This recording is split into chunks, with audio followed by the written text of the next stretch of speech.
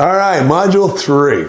The question is the answer. That is so corny, and I'd like to think I made that up. I'm sure I haven't, but I've used it my whole life because the question truly is the answer. That's why vetting your Denver with advice is so important, so important. You got to remember, someone that's doing what you'd love to do vis-a-vis your Denver. It doesn't have to be a job. If one of your Denvers like mine is to go to Australia and New Zealand, and I find someone and say, hey, what have you been doing? They said, I just got back from Australia. I'll be like, tell me all about it. All right. What's the good, the bad, and the ugly? And I can vet it and know before I go or do this job, the good, the bad, and the ugly. But here's the thing you got to remember.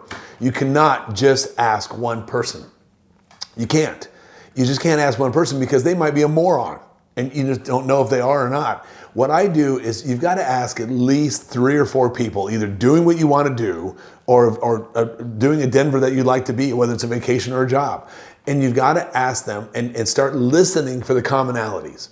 See, because you're going to have, when you listen to 4 people's advice, you're going to hear some oddball things because people can be oddballs, but you're going to hear a cluster, a grouping of the same words, the same answers over and over and over again. And that's the meat.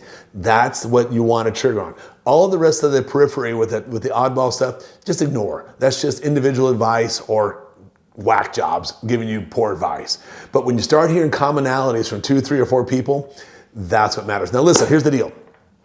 Let's say you've got this Denver, this job, this career that you would love to do, all right? And you go to somebody who's doing it, God forbid, right? You go to someone who's doing what you would love to do and you ask them, listen, I'm not here for a job.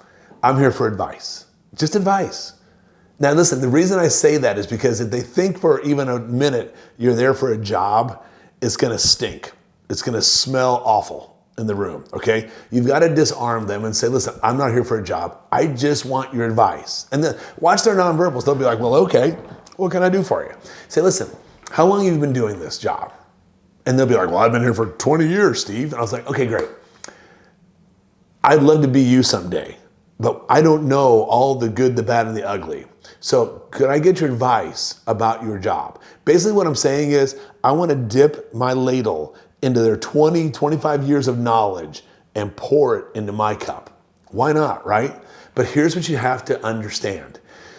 The question is the answer. You cannot say, hey, Bill, do you think I should do this job?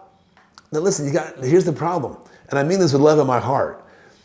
Bill or me or anybody doesn't give a rip about you. Because when you walk out of that room, their life's gonna go on with their own problems. They're not gonna worry about you anymore. So you're gonna be like, yeah, you go do it. Good luck. It'll be great. That's not the right question. Here's the right question. Knowing what you know after 20, 25 years of being in this business, what would you do if you could go back to being me and being younger and 20 years younger, knowing what you know, what would you do differently? What would you do differently? Now here's the deal. You're not asking, hey, do you think it's a good idea? Yeah, get away from me. You're asking, listen, now if you were me, what would you do differently, knowing what you know? And again, you've just dipped your ladle into all of their blood, sweat, and tears, the good days, the bad days, the great days, and you've just poured it into a cup. And they're going to give you all the data right now because they're going to say, listen, if I could go back knowing what I know, listen, if you could go back in time, do a few things different in life, knowing what you know now, everyone would. So why don't we just learn what all that is right now? And here's the deal. You're going to get 3 possible answers. 3 possible answers. The one, and I've done this for years, all right? The one you almost never get is, wouldn't change a thing. Wouldn't change a thing. Everyone would, all right? About 30% of the time, you're gonna hear, I would never do this job again. And you're gonna be like, ooh, ouch, why? And then you're gonna get their data, you're gonna smear it all over yourself, and you're gonna compare, even though they might not do it again, would you still be okay with it? And about 70% of the time, you're gonna hear the answer of, I would do it again, but if I could go back in time knowing what I know, I would do it a little bit differently because this is the new age. This is the new way of technology. This is the new realm it's going into. And you can be like, ooh, what's that about? And again, instead of spending 5 years trying to figure this out, you can get it right now. And they'd be like, when I started, it was this, but now if I was doing it, if I were you doing this again, I'd go that direction. And you can be like, why? Because this technology is phasing out, blah, blah, blah, and it's going in this new direction now. And you can get yourself ahead of the curve by just asking, okay? And you can also hear, what's the worst day look like? You know, what does your worst day look like? You already know the best. That's easy.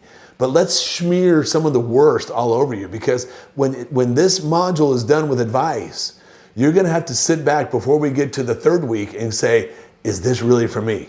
All right? Is your heart going pitter patter? Are you more excited about it? Are you like, I can do my worst day. I can do the worst day. All right?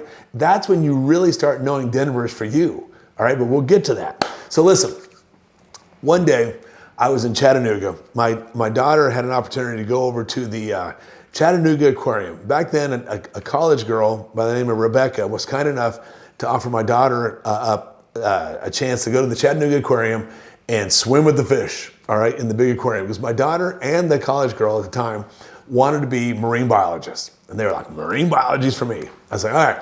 We went to Chattanooga. The girls set it all up. The two of them went to the aquarium, had a great day. And I said, let's take the aquarium director, the head of the aquarium, to lunch. So we did. After they got done swimming and all that, I was waiting in a coffee shop. They got done. We went and took her to lunch. And the girls were just so excited. They were feeding the fish, and the aquarium director's there. And I said to her, I was like, I don't know what, let's say her name was Mary. I don't remember her name. And I was like, Mary. And then the girls didn't know to ask these questions. I was like, how long have you been at the Chattanooga Aquarium? And she was a marine biologist. I think she said like 18 years. I was like, cool. I said, so tell me this. If you were these two young girls, I said, knowing what you know, what would you do differently about being a marine biologist? Would you do this job? And I tell you what, it was, the girls were sitting there full of excitement. And she said, I hate this job. I would never do this job again. And I was like, wow, that hurts. I said, why? Again, it's just advice. It's one person's advice. And the girls were shocked. And I said, why? She goes, because, you know, Steve, when I got my marine biology degree, I thought I would be on the ocean and investigating all deep sea creatures and doing all these cool things like you see on TV. She goes, at the end of the day, I work at one of the world's largest fish tanks, and I feed fish every day. That's what I do, is I feed fish every day. And here's the problem. When someone allows themselves to get that far down the rabbit hole, and they've been doing it 18, 20, 30 years, the only thing they have to look forward to is retirement. And that sucks. That's why we want advice up front instead of 18 to 20 years later. Because if she had asked that advice when she first started out with some aquarium manager or director, she probably would have had a whole different career path going on, or would have pivoted into an area of marine biology that'd be better for her than feeding fish every day. And ironically, the two girls were like, whoa, and they needed to, all of a sudden they hit the hard stop on being a marine biologist. Now that was one person's advice. But if you hear the same thing from 2 or 3 other marine biologists, you might want to rethink it. Or you might be okay feeding the fish, whatever's right for you. But listen, we just have to learn about your Denver at speed so you can sit back and make, like I said earlier, an objective decision, not a subjective one. And that's module 3.